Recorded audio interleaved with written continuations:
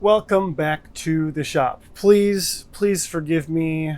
We are in a very messy shop because we are in a build zone right now. Not a war zone, but it's a state of complete chaos.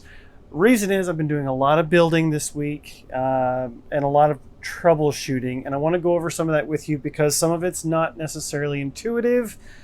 So I'll try to help explain to you how I got to the conclusion that I got to in a roundabout way. Okay, so first off, what you really came to see is the wing and the airplane. Now, these are not mated just yet, okay? So we'll start off with just the wing was made this week, okay? So the wing started off as just a whole bunch of ribs. I cut out the number of ribs that it specified, ended up having one extra, but should have been two extra.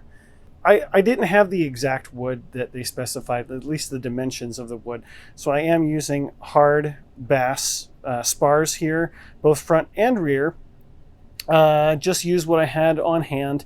And I opted to do servo bays rather than a central servo with bell cranks. Reason is, it's simpler in my view because where are they? I got a couple of these 9-gram Metal Gear servos, really easy and cheap to put in and be plenty of torque for what we're doing. And I want to do flaps, so less complication, easier. So building that out, and then on top of having the servo bays, all 4 of them, I also had to do the leading edge, obviously. That's easy enough, that's just standard balsa. But then also the control surfaces. The control surfaces, this old style uses, it's basically a bevel. Okay, so we've got a diagonal here of hardwood that is going to be the end cap. And then we're going to sheet the bottom and then sheet the top, and then you cut it off and then sand. And you're left with this opening here. We'll sand off this bit, this bit, this bit, and it'll be flat all the way across for pivoting up and down. So it'll look seamless on the top, and then you'll have this little gap on the bottom. It's an old style way to do it, but that's what the plans call for. That's what we're going to do. We'll keep it simple and follow along with the plans. So after that, I needed hard points for my control horns. So I put a little bit more basswood there. Should handle the loads perfectly well, hold up for the lifetime of the airplane for sure. And that is the wing in a nutshell. Nothing too terribly difficult, but I will note that the spar situation was weird. So I'm going to set this back down here and go over that with you, because in the plans, it had sparse sections, but it didn't. So the directions that come with it that are downloaded, they just say, well, it's a straightforward wing to build. And that's it. Okay, that doesn't really help anyone. Thank you, writer. So there are a couple of nuanced things here that are noteworthy that you would want to take note of. So the way that I built this, because I didn't know, looking at the top, this is the top view of the plan. It doesn't say there's no wing rib right here. So given the number of ribs that are on the plans that specifies, I was like, okay, well, there needs to be a rib there. But then once I got in, there's no rib here now, but I built it with a rib, okay? So these... the center section is a solid piece of hard basswood. Same with the front, okay? And then I put the spar or the rib over top of it and glued it in place, and everything was great, right? Well, how do you get the spar? So the spar was just this solid piece that would go from here all the way over to here, and I'm like, what? And there's no notches. There's no notches in the spar, or it's not wide enough for what the size wood that it specified plus the spar in the drawings for the ribs. So I really didn't know what was going on. So what I did is I cut a notch for an extra bit of space on the front half, because I could tell from the plans that I've got this former that I have to clear. Cool. So we're going to put it on this side, and then we'll put this spar on this side, right? On Yeah, on the back side. Yeah, the back side. So that's how I built this. And then after I glued them in place, I went back with a drill and doweled them. So that's what these little bits are sticking out. I took some barbecue skewer. I have the thick stuff and I had the thin one. I used the thin one on the rear just because I'm using smaller wood on the rear and that made more sense. So just held together with wood glue, not using anything fancy like epoxy here. It's all just wood glue. And glued that together, and that should hold just fine. Seen this used lots. It will work. So we have this piece of ply that holds the dihedral angle. Okay, that's where the dihedral angle is. And it's keyed in 2 locations, here and here, so it'll hold just fine. Plenty of strength. I'm not going to be doing aerobatics with this thing. I'm literally going to be flying a racetrack pattern. But then on top of this, don't forget that there's going to be sheeting involved. I say that because you don't know the full story. Okay, so let's move along. I'm trying to speed through some of this so that you can comprehend and not make this video too terribly long. So with all of that in place, I then went to go mount the wing. And what I could not reconcile were these 2 formers. Okay, so we have F6, and these 2 lines indicate where the original spar is supposed to be.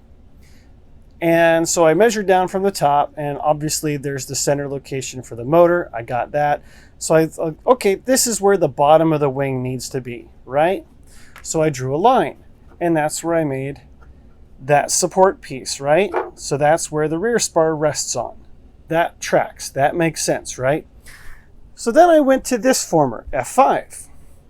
And per the plans, this top line is where it's supposed to be. You can see that on the digital version right here. There it is. All right, so front spar line is the top line. Rear wing spar location lines right there. Okay, so that's what was originally on the plans. So following this, I measured down from the top of the former to this line, and that's where you see this support come into play. Now, I thought, great, I'm on a roll. I'm just gonna screw screws right into here to hold these things down, and there's going to be a removable cowl thing here for the motor in the ESC, and that'll hide all that ugliness and help me to keep the wings on and take them off.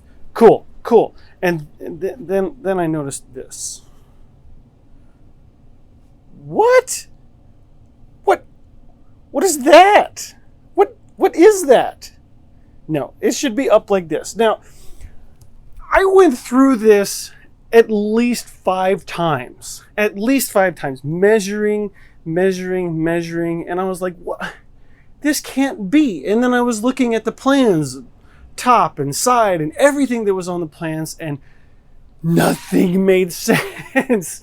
And I think what I've got here is a situation where there's a drawing error.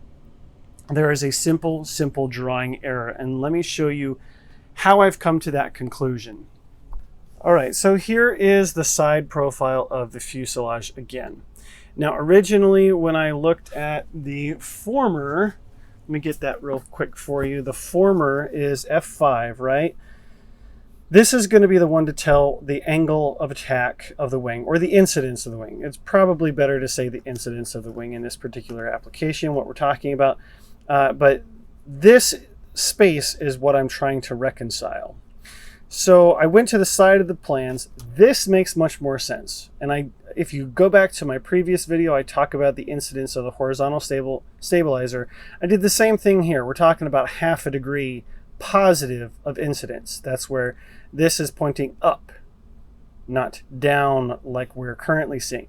So the way my phone has a really nice feature, and I'm able to look at it, and I actually did get my incidence thing out, and I measured. We're at -6 degrees of wing incidence. That makes no sense for a main wing. None at all.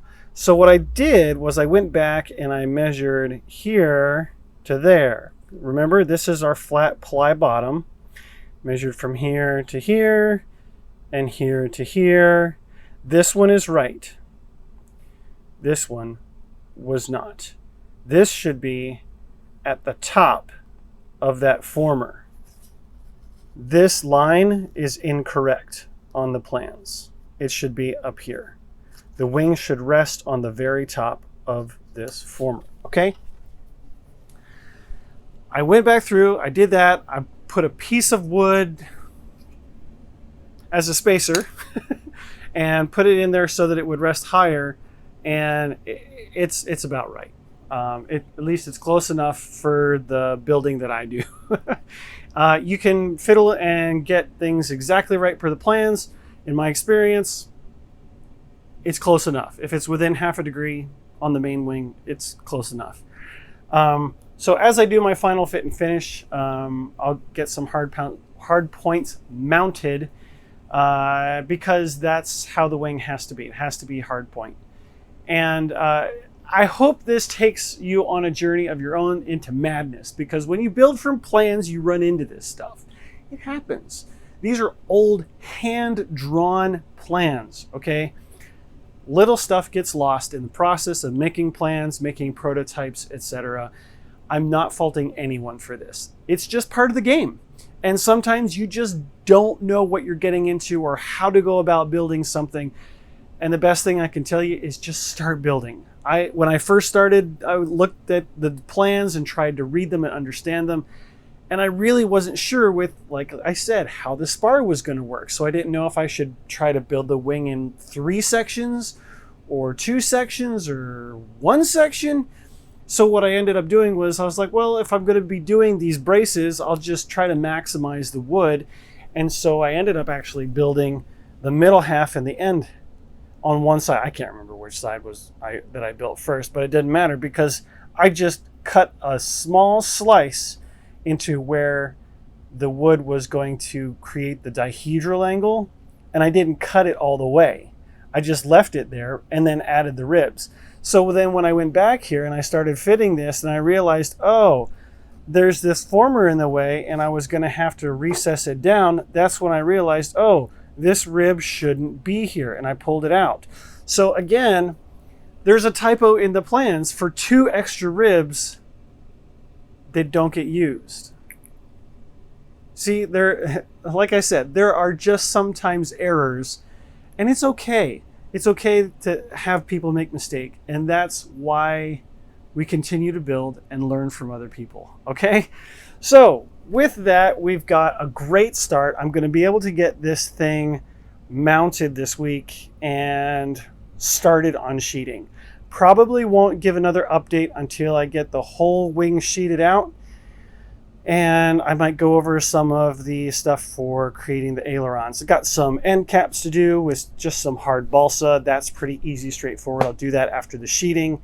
But yeah, I got to run some servos and stuff. I'll sheet the bottom first, just to help keep it square. Sheet it on the bottom because that's flat, and build that right on the build surface, and then shape the leading edge. And then we've got all of this stuff to wrap up. We've got to fix here. I ended up cutting away windows here, so I've got to redo some of this wood. That is why earlier I was like, it doesn't matter that these little pieces broke or dropped. Okay, I dropped the airplane. I dropped the airplane. But I knew that those were probably going to get switched up and changed eventually, so it's okay. But I did drop the airplane. It survived the drop test. It's fine. Just those little delicate places where I wasn't finished yet broke. Makes sense.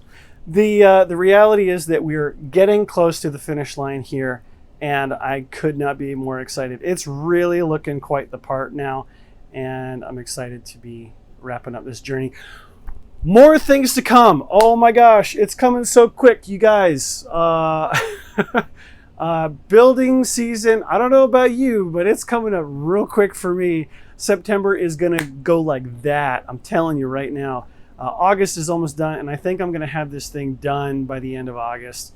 But we'll see. We'll see. It's exciting. Thank you so much for stopping by the shop today. Make sure you're going over to dubro.com using code Josh10 for your 10% off. And until next time, guys, keep working on your flying works of art.